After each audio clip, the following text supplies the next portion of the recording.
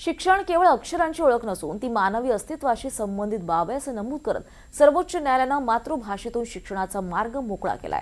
राजस्थानातल्या राजस्थानी भाषेच्या प्रश्नावर सुनावणी करताना न्यायालयानं स्पष्ट शब्दात सांगितलंय की मुलांना त्यांच्या समजणाऱ्या भाषेत शिक्षण मिळणं हा केवळ शैक्षणिक किंवा प्रशासकीय विषय नाही, तर तो त्यांच्या अस्तित्वाशी निगडीत मूलभूत अधिकार आहे। न्यायमूर्ती विक्रम नाथ आणि संदीप मेहता यांच्या खंडपीठानं राजस्थान सरकारला राजस्थानी भाषेला प्रादेशिक भाषा म्हणून मान्यता देत मातृभाषेतून शिक्षण देण्यासाठी धोरण तयार करण्याचे निर्देश दिले।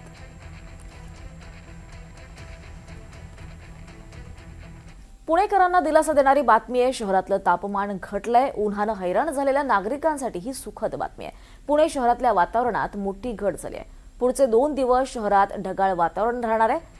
शहरातल्या अनेक ठिकाणी तापमानाचा पारा हा घसरलाय। गेल्या काही दिवसात शहरातल्या अनेक भागात तापमान हे 41 अंश सेल्सिअस डिग्रीवर पोहोचल्याचं पाहायला मिळालं, पण आता तापमान 38 अंश सेल्सिअस पर्यंत खाली आलंय, त्यामुळे मोठा दिलासा पुणेकरांना मिळतोय।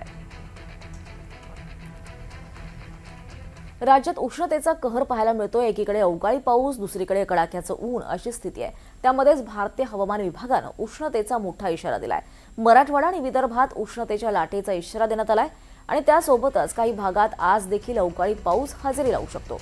काल 3 जिल्ह्यांमध्ये 45 डिग्री सेल्सिअस तापमानाची नोंद झाली आहे। वर्धा, नागपूर, अकोला, रायगड, रत्नागिरी, सिंधुदुर्ग, ठाणे आणि अमरावती या जिल्ह्यांमध्ये उष्णतेचा अलर्ट जारी करण्यात आलाय आणि यासोबतच धाराशिव, लातूर, सातारा, सांगली, कोल्हापूर आणि सोलापूर या जिल्ह्यांमध्ये अवकाळी पाऊस हजेरी लावण्याची शक्यता आहे।